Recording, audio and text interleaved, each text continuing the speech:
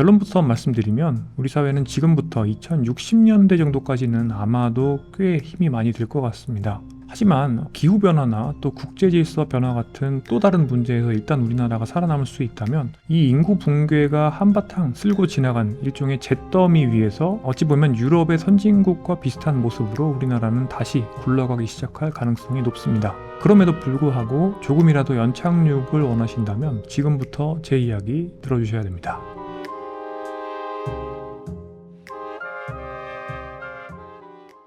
안녕하세요. 정의원의 저승노아입니다. 최근에 독일의 과학 유튜브 채널 쿠르츠게작트에서 공개한 영상이죠. 사우스 코리아 이즈 오버, 한국은 망했다 에서요, 한국의 초저출산과 급속한 고령화 때문에 우리나라가 앞으로 망할 수밖에 없다 이렇게 경고를 했습니다. 이후에 굉장히 다양한 유튜브 채널들에서 이 영상을 또 리뷰하기도 했는데요. 사실 제 생각은 조금 더 다른 점들이 있고, 저는 사실 사람의 건강, 인구 집단의 건강과 또 나이 들음의 궤적을 보고 있기 때문에 오늘 제 생각들을 조금 말씀드려 보려고 합니다.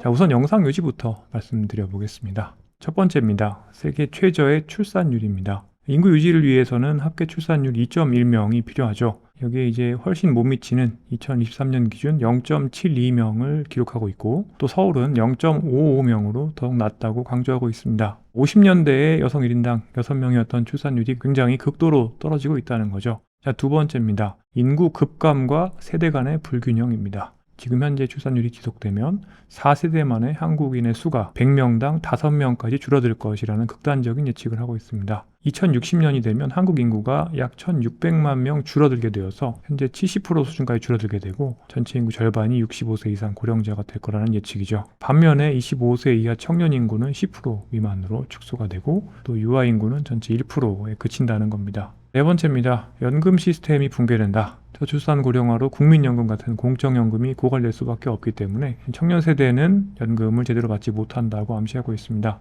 영상에 따르면 현재 약 3,700만 명인 한국의 노동인구는 2060년대에는 1,700만 명 수준으로 절반 가까이 줄어들기 때문에 연금을 지탱할 수가 없다는 거죠. 다섯 번째, 경제 및 사회의 전반적 침체입니다. 노동력이 줄어들고 또 고령층이 늘면서 2040년대부터 GDP 성장률이 정점을 찍고 영구적인 침체기에 접어들 거다라고 전망하고 있는데요. 당연히 군대도 약화되고 문화적인 활력도 떨어지고요. 그러니까 경제나 사회, 심지어 문화, 안보 같은 전 분야에 걸쳐서 2060년경이 되면 국가 붕괴에 가까운 위기가 올 수 있다고 언급하고 있습니다.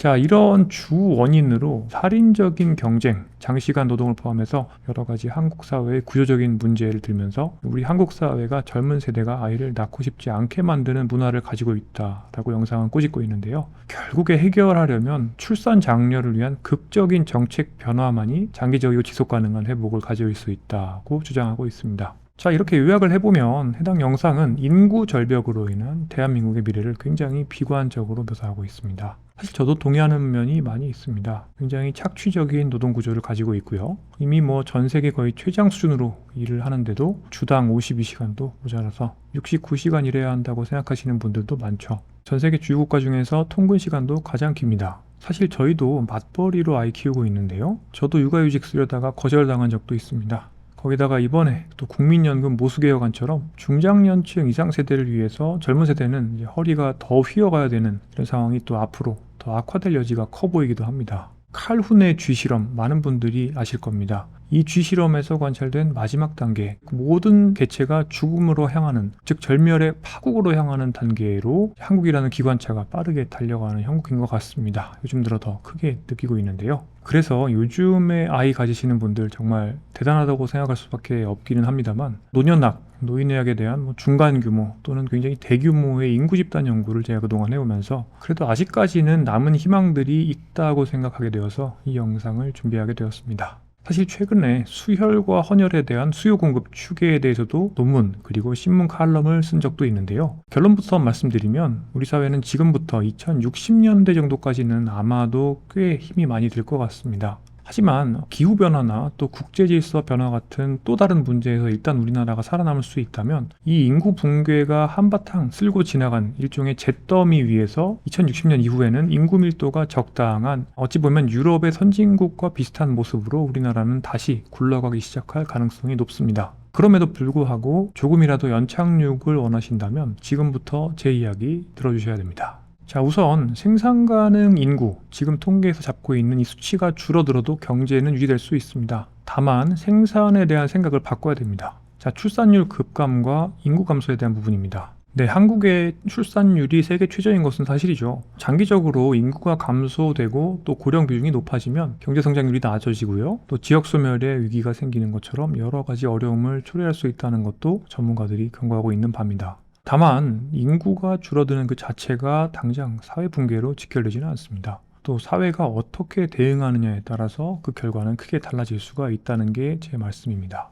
고령화로 인한 경제 둔화를 우려하는 목소리에서 단골로 언급되는 나라가 일본입니다. 실제로 일본은 세계에서 가장 빠르게 고령화를 경험한 국가 중 하나죠. 65세 이상 인구 비율이 거의 30%에 달합니다. 일본처럼 우리나라도 저성장 함정에 빠질 수 있다라는 경고를 우리는 굉장히 자주 듣습니다. 하지만 일본의 지난 수십 년간의 경제 데이터를 자세히 들여다보면 조금 다른 것들이 보입니다. 사실 저도 굉장히 다양한 장소에서 우리 사회가, 한국이 일본만큼만 가도 정말 잘 가는 거다 이렇게 말씀드릴 때가 있는데요. 일본은 인구 고령화로 총인구와 노동력은 감소했지만 1인당 경제성장률 그리고 노동생산성 지표는 비교적 견조하게 유지가 되었습니다. 굉장히 유명한 분이죠. 영국 런던 정경대에 계시는 찰스 굿하트 교수는 2020년 출간한 연구서에서 일본의 경험을 분석했고요. 중요한 통계를 소개한 적이 있습니다. 일본의 노동 가능 인구 또는 생산 가능 인구가 1년에 1%씩 감소하는 동안에도 1인당 GDP는 1년에 1%씩 증가했다. 이거는 노동자 1인당 생산성이 연간 2%씩 향상되어서 인구 감소분을 상쇄했다는 것을 뜻합니다. 구타트 교수는 향후 다른 나라들도 일본만큼만 할 수 있다면 인구 충격을 충분히 극복할 수 있을 것이라고 평가한 적이 있는데요. 다시 말해서 인구가 줄어들어도 각자의 생산성을 높이고 또 새로운 부가가치를 창출하면 경제적 활력을 유지할 수 있다는 거죠. 자, 지금 띄워드리는 그림 보시면 일본은 노동 생산성을 올려왔기 때문에 생산 가능 인구는 엄청 빠르게 줄어들고 있지만 의외로 전체 고용자 수는 별로 변화가 없이 유지되는 것을 알 수가 있습니다. 그래서 저도 요즘에 어디 가면 이제 한국도 아침 7시부터 밤 11시까지 일을 열심히 하라고 채근을 하기보다는 오히려 유연한 직무 계약을 많이 만들어야 된다 이렇게 말씀드리고 있습니다. 일본은 실제로 가서 보면 돌봄 관련된 인력들이 이렇게 많이 하시는데요. 의사나 간호사라면 일주일에 이틀만 일하고 급여도 적게 받는 이런 식입니다. 사실 어느 정도 연배가 있는 분들이라면 이렇게 일을 줄여서 하시면 세금도 줄고요. 그러면 워라밸도 좋아지고요. 저도 한국에서 이런 식으로 일할 수 있는 곳들을 백방으로 찾아봤는데 우리나라에서는 아직까지 어려운 것 같습니다. 나아가서 저는 일을 하더라도 워크하드, 그러니까 빡세게 오래 일하는 것보다는 생산성을 높인 스마트 워크를 해야 한다고 항상 말씀드리고 있습니다. 자, 그런데 아직까지 이제 우리나라의 지금 현재 일하는 문화는 일하는 시간 그리고 근태 이런 것들이 조금 더 우선인 것 같습니다. 김현곤 국회 미래연구원장님께서 21세기형 인생 모델의 개념을 제시하신 적이 있습니다. 과거에는 이렇게 수직 방향으로 썰어서 공부하고 일하고 쉬는 이런 인생을 만들었다면 지금은 일과 공부와 휴식을 섞어야 된다는 거죠. 이런 개념을 이제 우리나라도 받아들일 때가 되지 않았나 싶습니다. 그래야 일자리도 유지할 수가 있고요. 더 많이 일자리를 나눌 수가 있고 또 더 오래 일할 수 있고 생산성도 오를 수 있고요. 또 그렇게 일할 수 있어야 아이도 낳을 수가 있습니다. 자, 일본이 이렇게 생산성 향상을 이룬 데는 기업과 정부의 대응도 한몫했습니다. 예를 들어서 정년 연장, 또 그리고 고령자 고용 장려로 숙련된 시니어 인력이 오랫동안 일할 수 있게 했고요. 또 자동화, 그리고 해외 투자를 통해서 국내의 인력 감소의 영향을 최소화할 수 있었습니다. 특히 일본 국내에서 부족한 젊은 노동력 보완하기 위해서 고령층의 파트타임 취업을 늘리고 또 시간제 일자리를 확대했습니다. 자, 이런 결과로 일본은 실업률을 2023년 현재 2.5% 안팎으로 굉장히 낮게 유지하면서도 고령화로 인한 특별한 경제 위기 없이 안정적인 1인당 소득 수준을 이어가고 있습니다. IMF의 분석도 비슷한데요. 인구 고령화를 고려하면 일본의 경제 성장률은 상당히 선방한 것이라고 평가하고 있습니다. 이런 일본의 과거 트랙 레코드는 우리나라에도 시사하는 바가 큽니다. 인구 구조가 변화하면서 경제의 총량적인 성장률은 떨어질 수 있습니다. 그럼에도 불구하고 국민 개개인의 삶의 질 향상은 충분히 달성 가능하다는 거죠. 물론 대한민국의 인구 감소는 너무 빠릅니다. 그렇기 때문에 더 과감한 대응이 필요합니다. 인구 구조 변화라는 것은 사실은 예측 가능한 현상이기 때문에 비관론적으로 정해진 미래다 이렇게 손 놓고 있기보다는 장기 계획을 가지고 빠르게 대응한다면 충격은 완화가 가능합니다. 당연히 출산율 제고를 위한 정책도 필요합니다. 하지만 동시에 지금 존재하는 인력을 어떻게 효율적으로 활용할지, 그리고 사회 시스템을 어떻게 개혁해서 인구 감소의 충격을 어떻게 흡수할 수 있을지, 이런 것들을 만들기 위한 지혜를 모아야 될 때입니다. 자, 그렇기 때문에 영상에서처럼 한국은 인구가 줄기 때문에 일단 끝장났다라는 단정은 다소 성급한 면이 있습니다. 사실은 자동적으로 예측할 수 있는 국가 쇠퇴라기보다는 우리나라의 준비 부족을 조금 더 걱정을 해야 될 것 같습니다. 다음입니다. 앞으로는 일과 은퇴의 개념이 서서히 바뀌게 될 것 같습니다. 고령 인구 증가 자체를 부정적으로만 볼 것이 아니라 더 오래 사는 인력, 그러니까 노동할 수 있는 사회 참여 가능한 인력의 풀이 늘어나는 것으로 우리 시야를 전환할 필요가 있는 것이죠. 은퇴 후에도 경험과 지식을 살려서 사회에 참여하는 노년층이 많아질수록 개인의 건강도 좋아지고요. 사회 전체에도 이롭다는 연구 결과들이 많습니다. 국내외 사례를 통해서 이 액티브 시니어적인 라이프스타일의 장점을 살펴보겠습니다. 먼저 국내 연구 결과입니다. 보건사회연구원의 정희주 안병일 연구팀인데요. 전국 노인 약 10,000명을 대상으로 사회활동 참여와 건강상태의 관계를 분석했는데요. 그 결과로 친목 모임, 취미활동, 노인 일자리 같은 사회활동에 적극 참여하시는 어르신들일수록 자신의 건강상태를 좋게 느끼시고 또 삶의 만족도도 높았다고 합니다. 연구진은 사회 참여가 노인의 사회적 지지망을 강화하고 또 고립도 막아준다고 하면서 이런 활동적인 노년이 늘어나면 개인의 건강뿐만 아니라 지역사회에도 긍정적인 파급 효과가 있다고 강조했습니다. 실제로 사회에 참여하면서 또 본인의 역할 가지신 어르신들께서는 우울감, 인지기능 저하 위험이 낮아지고 또 의료비 지출도 낮아지는 경향이 보고되고 있을 정도입니다. 일도 마찬가지입니다. 제가 늘 스스로를 고려장하는 마인드셋이 오히려 가속 치매 그리고 가속 노쇠를 부른다 이렇게 말씀드릴 때가 있습니다. 일을 하시면 어쨌든 신체 활동, 인지 활동, 사회 활동을 해야만 합니다. 우리는 사실 65라는 숫자를 딱 정해서 그 이후에는 일하지 않고 편안한 노후를 누리는 것이 옳다라고 생각을 하고 있는데요. 사실 연구들을 보면 오히려 현역 마인드셋으로 오래 활동하는 분들이 치매에도 덜 걸립니다. 백세인 연구나 블루존 연구, 또 스퍼이저 연구들을 봐도 어느 정도는 현역 마인드셋을 가지고 신체 인지 사회 활동을 이어가시는 분들이 많습니다. 그래서 다시 조금 전에 말씀드렸던 김영곤 선생님 그림을 떠올릴 필요가 있는 거죠.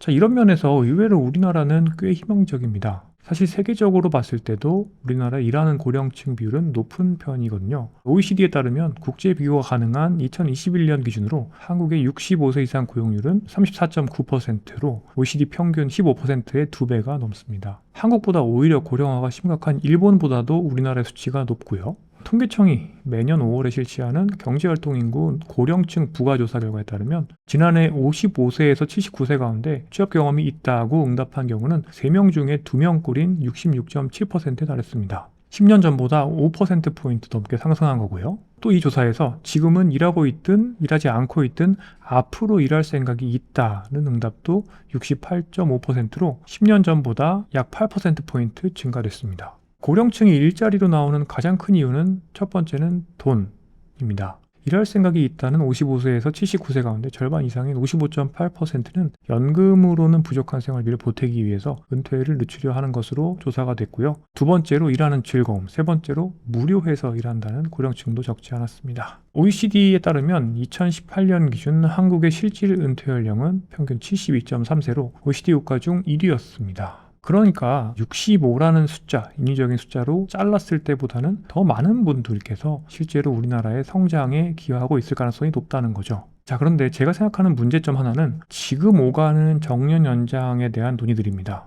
사실 저도 그동안 한국의 굉장히 다양한 조직에서 일을 해봤지만 가장 대우를 잘 받으시고 또 일은 거의 안 하시는, 한편으로 급여도 많이 받으시고 여유시간도 많이 누리시는 가장 연배가 많은 분들께서 주로는 정년을 요구하십니다. 거의 월급을 연금처럼 받아가시는 거에 가까운데요. 실무나 생산성 향상에는 기여하지 않는 분들도 꽤 많습니다. 어쩌다가 이렇게 됐냐를 생각해보면 우리나라에는 연공제가 너무 깊게 뿌려내려 있어서 또 인구 구조와 이러한 연공제가 합쳐지다 보니까 정작 많은 조직들이 젊은 사람들은 채용을 거의 하지 못합니다. 그러다 보면 소수의 젊은 세대 분들이 연배가 있는 가장 급여를 많이 받으시는 분들을 그야말로 등에 업고 등산을 해야 되는 식으로 조직이 굴러가고 있습니다. 사실 이러한 조직의 구조를 그대로 유지한 채로 정년 연장을 하는 것은 대부분의 한국 사람들이 반대할 거라고 생각을 합니다. 결과적으로 이제 일본과 같은 형태로 가기 위해서는 연공제를 많이 무너뜨려야 되고요.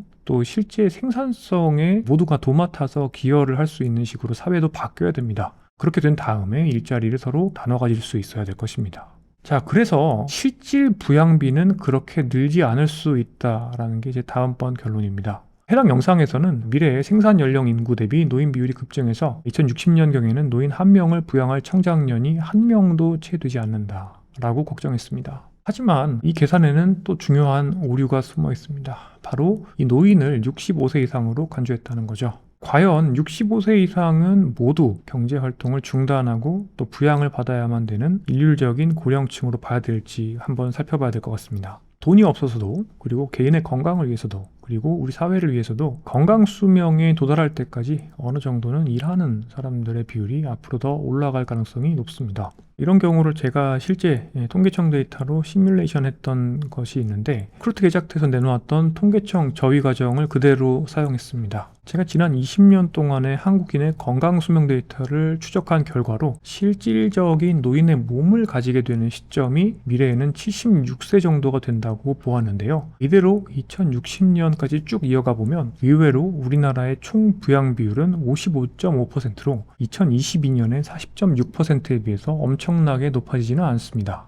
사실 이미 지금의 65세는 불과 몇십 년 전의 65세와는 매우 다릅니다. 현대의 의료 발전과 또 생활 수준 향상 때문에 사람들은 더 오래 살죠. 그리고 더 건강하게, 더 활기차게 노년을 보내는 경우가 늘어나고 있습니다. 한국인의 건강 수명은 이미 73세 정도에 달하고 있고요. 평균적으로 봤을 때 70대 초반까지는 큰 질병이나 장애 없이 생활한다는 의미입니다. 실제 설문조사에서도 비슷한 결과가 나옵니다. 현 세대의 한국 고령층이 원하는 은퇴 연령은 평균 73.3세 정도가 나오거든요. 이런 현실을 감안하면 일률적으로 65세 생일이 지났다고 모든 일을 그만두고 부양받는 존재다라고 보는 것은 상당히 시대착오적입니다. 사실은 정부도 이런 인식 변화에 맞춰서 공무원 정년 연장이나 정년 이후에 재고용 같은 계속 일할 수 있는 제도를 추진하고 있고요. 또 법적인 노인 연령 기준 상향 논의도 본격화되고 있습니다. 제가 앞서 한국의 취업 데이터 말씀드렸는데요. 일본의 경우에는 2020년 기준으로 65세에서 69세 연령층의 절반 이상이 이미 취업한 상태고요. 70세에서 74세도 3명 중 1명이 현재 일하고 있습니다. 자, 이제는 65세가 된다 그래서 더 이상 일할 수 없는 연령이 되는 것이 아니고요. 70대 초반까지는 능력과 건강이 허락한다면 충분히 사회에 기여하고 또 소득을 얻을 수 있는 세대로 인식이 바뀌고 있는 것이죠. 자, 이런 변화는 한마디로 부양비를 우리가 계산할 때 분모와 분자를 전부 다 바꾸게 됩니다. 65세에서 74세의 상당수가 분모, 그러니까 부양하는 측으로 남게 되고 그만큼 실제 부양이 필요한 노인의 범주는 좁아지게 됩니다. 사실 최근 학계에서도 전통적인 노년 부양비 대신에 건강조정 부양비나 또는 자녀 수명에 기반한 부양비 같은 것들을 사용해야 된다라고 제안하고 있을 정도니까요. 예를 들어서 2022년 발표된 한 연구에서는 각 나라의 인구의 건강 상태를 반영해서 부양비를 다시 계산했고요. 한국을 비롯해서 아시아, 서구 선진국들의 부양 부담 지표가 기존 통계보다 크게 낮아지는 영향을 보였습니다. 의외로 젊은 인구 비중이 높더라도 건강 상태가 취약한 개발도상국의 부담은 그동안 과소평가되어 있었다는 것을 알 수도 있었습니다. 그렇기 때문에 제가 그렇게 저속노화를 외치고 있는 거기도 하고요. 자, 이는 결국에 연령만으로 부양 부담을 논하는 것이 상당한 왜곡을 낳을 수 있고 또 건강하고 활동적인 고령층의 존재를 고려해야만 현실적인 그림을 그릴 수 있다는 증거입니다. 결국에 2060년에 부양비가 100%를 넘어서 나라가 망할 것이다 라는 식의 단순한 인구 기반 해석은 과장된 그림일 수 있습니다. 고령 인구가 늘어난다 하더라도 그분들이 모두 소비만 하는 것은 아니고요. 앞으로는 생산과 소비를 동시에 하는 새로운 시니어 세대가 부상할 것을 고려해야 되는 거죠. 자, 해당 영상에서는 병원과 요양원이 무너지는 모습도 그리고 있습니다. 하지만 저희는 그렇게 안 되도록 만들 수도 있습니다. 고령 인구 급증과 함께 흔히 제기되는 우려 중에 하나가 돌봄 대란입니다. 그러니까 노인 부양 그리고 요양의 수요 폭증인데요. 병원과 요양원이 모자라고 젊은 세대는 허리가 휜다는 시나리오죠. 물론 고령화가 진행되면 치매나 중증 질환으로 도움이 필요한 어르신들 늘 수 있습니다. 당연히 늘어날 거고요. 하지만 이제 그 전망치가 과장되었을 거다라는 반론도 힘을 얻고 있습니다. 사실은 이런 문제들을 내다보고 WHO가 내재 역량을 유지해야 된다, 이렇게 이미 2015년에 이야기한 바가 있죠. 이 내재 역량이라는 것은 한 사람의 신체, 인지, 사회, 정서 모든 기능들을 다 모은 것인데요. 결국에 노화 과정에서 이런 내재 역량이 깎여나가지만 않으면 내가 간병인이 필요하거나 또는 침상으로 가는 기간을 굉장히 늦출 수 있고 돌봄이 필요한 기간을 최소한으로 줄일 수 있다는 것이 WHO의 생각입니다. 한마디로 WHO가 말하는 건강한 노화의 핵심은 나이가 들어도 근력, 인지기능, 감각, 그리고 정신건강 같은 다양한 영역에서 최대한의 기능을 유지하도록 돕고, 이런 다양한 기능 중에 일부분이 떨어져 있으면 마치 제가 안경이 없다면 시각장애가 생겼겠지만 안경이 있기 때문에 잘 볼 수 있는 것처럼 사회적으로 도움을 드리면 그분들께서는 댁에서 일상생활 능력을 유지할 수 있다, 이런 것들이 WHO의 개념이기도 합니다. 자, 그러면 어떻게 하면 되느냐? 간단합니다. 젊어서는 노화 속도를 늦추고요. 나이가 들어서는 신체, 인지, 사회 활동을 지속해서 다면적인 건강을 유지할 수 있다는 겁니다. 자, 실제로 이제 미국에서는 치매 발병률이 2000년대 이후 그 전에 과학자들이 예상했던 것보다 의외로 낮게 나타나고 있습니다. 의학도 발전했고요. 또 교육 수준도 향상되었고 생활 습관도 적어도 지금 이미 노인된 분들께서는 개선이 되었다는 거죠. 자, 물론 미국의 경우에는 최근에는 기대 수명이 줄어들고 있는데 미국의 젊은 사람들 그리고 중장년층의 경우에는 다시 생활 습관이 나빠지고 있음을 방증하고 있기도 합니다. 또 다른 우리나라의 예로 아주대학교 이윤환 교수팀이 코호트 연구를 분석한 결과인데요. 평소 다양한 식품을 골고루 섭취하고요. 또 운동을 하는 어르신들은 이 내재 영양 점수가 높다는 결과를 보이신 바가 있습니다. 결과적으로 생활 습관을 개선하고 또 예방의학적인 개입을 하면 어르신들의 건강 능력을 향상시킬 수가 있을 것을 시사하는 거죠. 다시 말씀드리지만 이 내재 역량이 높은 어르신들은 일상생활에서 남의 도움 없이도 독립적으로 지낼 수 있는 기간이 길어집니다. 반대로 내재 역량이 빨리 떨어지면 장기간의 요양 그리고 돌봄이 필요하죠. 그렇기 때문에 정부 차원에서 노년기 건강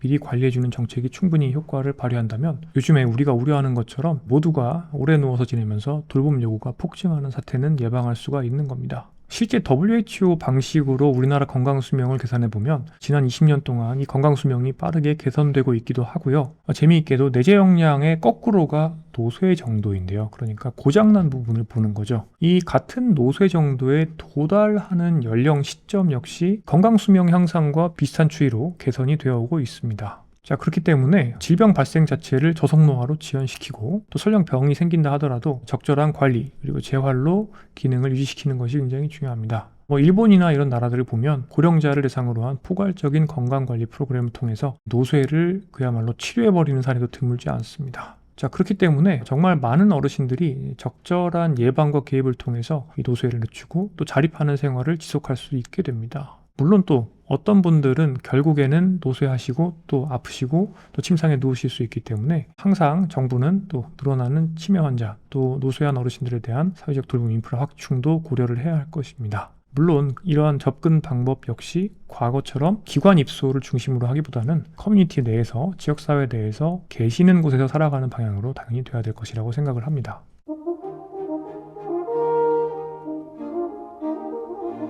그러면 우리가 어떻게 나아가야 되느냐? 정책적 대응의 모범 사례로 자주 언급되는 싱가포르 한번 이야기를 드려보겠습니다. 싱가포르도 거의 한국과 비슷하게 고령화가 되고 있습니다. 인구 560만여 명 중에 65세 이상 비율이 2017년 14%를 넘어서 고령사회에 진입했고요. 2026년경에 초고령 사회가 될 것으로 예상을 하고 있습니다. 하지만 싱가포르는 일찍부터 액티브 에이징을 국가 아젠다로 삼고 선제적인 정책을 펼쳐왔습니다.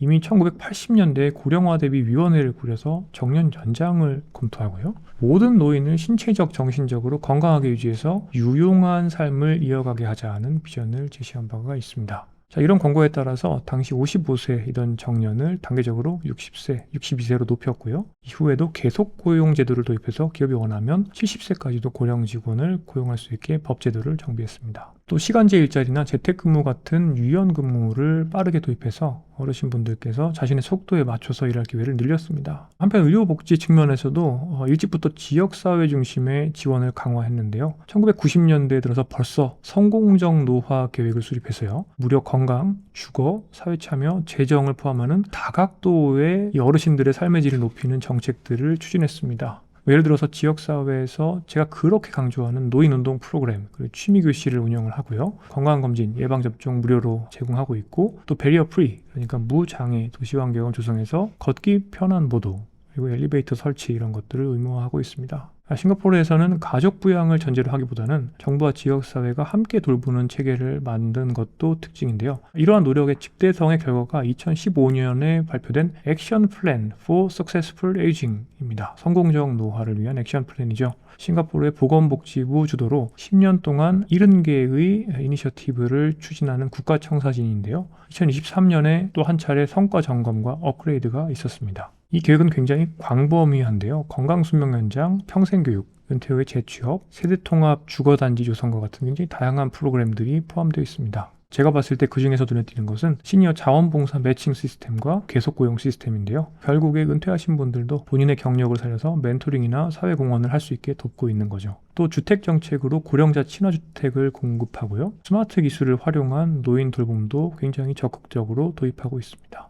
결과적으로 말씀드리면 나이가 들어도 살기 좋은 사회를 만들기 위한 전방위적인 움직임인 거죠. 싱가포르의 이런 대응 덕분에 이 나라의 고령층은 비교적 활력이 넘칩니다. 노인 노동 참여율이 아시아 최고 수준이고요. 노인의 우울증 유병률도 굉장히 낮아서 사회 참여와 정신건강 면에서 큰 성과를 보고 있습니다. 사실 무엇보다 중요한 것은 국민 인식의 변화인데요. 정부 캠페인을 통해서 나이 들어도 새로운 시작이 가능하다는 메시지가 퍼지면서 연령차별적인 태도가 줄어들었습니다. 예를 들어서 싱가포르에서는 70대에 창업을 하거나 또는 대학에 입학하는 사례가 언론에 긍정적으로 소개되고 있기도 하고요. 이런 사회적인 문화 자체가 느리게 나이 드는 사회를 구축하는 밑바탕 역할을 하고 있는 겁니다. 물론 싱가포르와 우리나라는 규모나 제도의 차이가 크지만 인구 고령화에 대응하는 적극적이고 혁신적인 정책 의지만큼은 정말 한국이 배울 점이 굉장히 많습니다. 자, 조금 더 나가보겠습니다. 이 영상에서 묘사하고 있는 암울한 미래는 늙고 병든 인구가 젊은이들에게 커다란 짐이 된다는 전제를 깔고 있습니다. 하지만 만약에 사회 전체가 지금보다 천천히 나이 들게 된다면 어떨까요? 저속노화로 정말 건강 수명이 더 늘어나고 돌봄 기간이 줄어드는 것을 고려하는 거죠. 과거에는 노화 자체를 막을 수 없고 또 노인은 당연히 여러 질병과 장애를 안고 산다고 여겼습니다. 최근 노화과학 연구는 이런 통념을 바꾸고 있고요. 노화생물학의 진전 덕에 이제는 노화 과정에 개입해서 만성질환의 발생을 지연시키는 여러 가지 생활습관, 심지어 약물까지 속속 개발되고 있습니다. 예를 들어서 일부 연구에서는 노화 속도를 지연시키는 가상의 시나리오를 통해서 사회 전체에 미치는 효과를 분석했는데요. 미국에서 이 저속노화를 시뮬레이션한 한 연구 결과에 따르면 평균 건강수명이 약 2.2년 늘어나게 되면 50년간 축적되는 경제적 가치가 7조 달러, 약 1경 원에 달한다는 연구 결과가 나오기도 했습니다. 사회 전체적으로 건강한 노화를 이루면 어떤 일이 벌어질까요? 우선 당연하게도 개인의 삶이 풍부해집니다. 평균 수명 90세 시대가 오더라도 그 추가된 수명 대부분이 질병 없는 건강 수명이라면 노년기에도 배우고 일하고 또 사회에 참여할 수 있는 인생 3막 또는 4막을 즐길 수 있습니다. 가족이나 사회의 부담은 그만큼 줄어들고요. 앞서 말씀드린 것처럼 건강하게 일할 수 있는 어르신이 늘어나면 연금에만 의존하는 인구도 줄겠죠. 의료비 지출도 통제할 수 있습니다. 앞서 말씀드린 것처럼 전통적 부양비의 건강 요소를 반영한 건강조정부양비라는 개념이 선진국에서는 생각보다 높지 않다라고 현재 분석되고 있는데요. 이는 노년층의 건강 수준 향상 덕에 실질적인 부양 부담이 완화되고 있음을 시사하는 겁니다. 결과적으로 모두가 늙으면 누가 누굴 부양하냐라는 걱정은 모두가 지금보다 건강하게 늙는다면 서로 크게 부양할 필요 없이도 잘 살 수 있다라는 가능성으로 바뀔 수 있는 겁니다.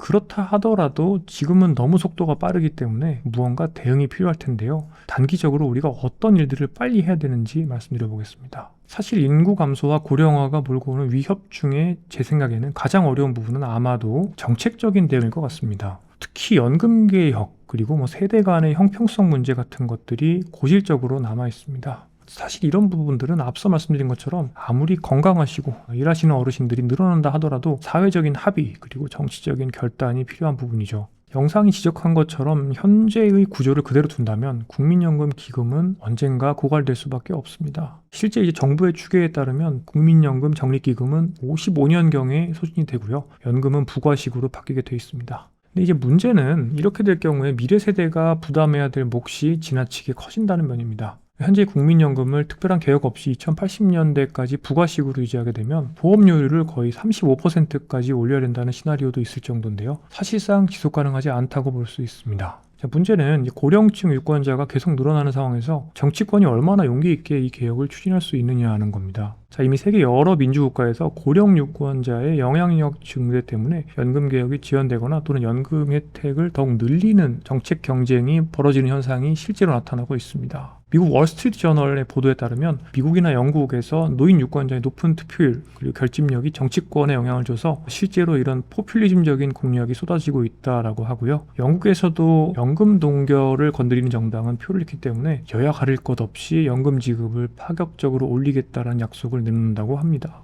실제로 프랑스에서도 에마누엘 마크롱 대통령이 정년을 단 2년 올리는 연금 개혁을 추진했다가 인기가 폭락했습니다. 그만큼 연금 개혁은 정치적으로 민감하고요. 또 기성세대는 기득권을 지키고 싶어하는 유혹이 굉장히 크겠죠. 이런 상황에서 자칫하면 미래 세대, 특히 지금의 청년층에게 불공평한 짐을 떠넘기는 결과가 올 수 있습니다. 자, 물론 반대로 독일이나 스웨덴처럼 일부 국가는 일찍부터 연금 개혁에 착수해서 비교적 연착륙을 할 수 있었는데요. 결국에 지속 가능한 연금을 설계하는 것은 인구 구조 변화에 대응하는 우리 자신의 자세에 달린 문제라고 볼 수 있습니다. 사실 과거에 저는 지속 가능한 나이들이라는 책에서 어떤 사회적인 큰 타격이 없기 위해서는 정말 점진적으로, 예를 들어서 1년에 0.2년씩 또는 하루에 0.1씩 이렇게라도 연금 수령 시기 또는 노인의 기준을 올리기 시작해야 된다는 말씀을 드린 적이 있는데요. 여러 가지 논의들이 진행되고 있지만 사실 앞으로 계속해서 이런 정치적인 갈등들은 있을 거라고 생각을 하고요. 그럼에도 불구하고 어차피 맞을 거라면 매도 조금 더 빨리 맞는 것이 나은 것처럼 이러한 사회적인 여러 가지 기준들에 대한 논의는 시급하게 이루어져야 될 것이라고 생각합니다.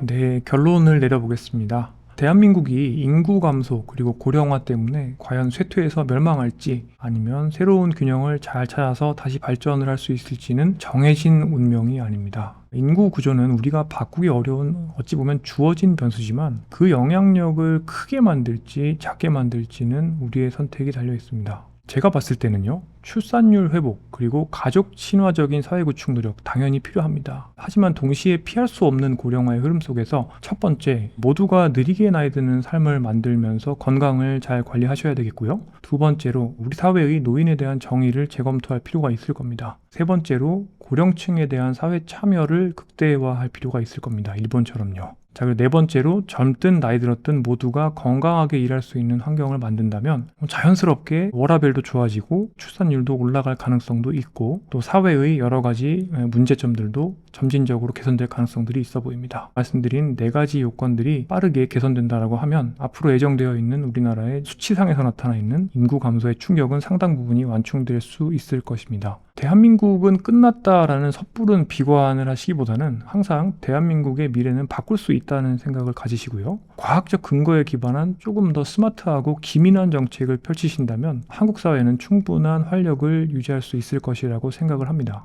사실 한국전쟁 이후에 정말 맨땅에 지금까지 이 나라를 만들 수 있었던 것도 우리가 미래를 바꿀 수 있다는 마인드셋 때문이라고 생각을 합니다. 미래는 미리 정해져 있는 것이 아니라 오늘 내가 무엇을 하느냐에 따라서 달라진다는 사실도 기억하시면 좋겠습니다. 마지막으로 한 가지만 더 말씀드리고 싶은 것이 있습니다. 최근에 이 영상에 대한 분석들을 제가 다양하게 보면서 느꼈던 것이 자원이 또 제한되어 있고 사회가 의자 빼앗기 게임처럼 굴러가다 보니 정말 그야말로 갈라치기를 하려고 하시는 분들도 많고 서로가 서로 때문이다. 이렇게 누군가를 비판하는 거죠. 예를 들어서 남성은 여성 때문이다. 여성은 남성 때문이다. 젊은 분들은 기성세대 때문이다. 기성세대 분들은 요즘 애들이 열심히 안 해서 그렇다. 끝도 없는 갈라치기가 가능한 것 같습니다. 하지만 제가 말씀드렸던 여러 가지 문제들이 해결되기 위해서는 결국에는 사회의 통합이 필요하고 그러기 위해서는 어느 정도는 지금 현상을 모두 다 유지할 수 있다라고 생각하기보다는 계속해서 사회는 변해갈 수밖에 없다. 점을 어느 정도는 이해를 하시고 서로가 서로를 이해하면서 사회를 바꾸고 또 새로운 정책을 만들어 나가는 절차가 굉장히 필요할 것이라고 생각을 합니다. 굉장히 불안한 시점입니다. 사실은 지정학적인 요인들도 그렇고 또 트럼프도 여러 가지 무서운 이야기들을 매일매일 하고 있습니다. 또 그러는 와중에 우리 사회도 굉장히 빠르게 수축하고 있는데요. 자, 그런데 아무리 불안한 미래라도 제가 봤을 때 희망은 준비된 분들의 몫이라고 생각을 합니다. 지금까지 정의원의 대통령이었습니다. 감사합니다.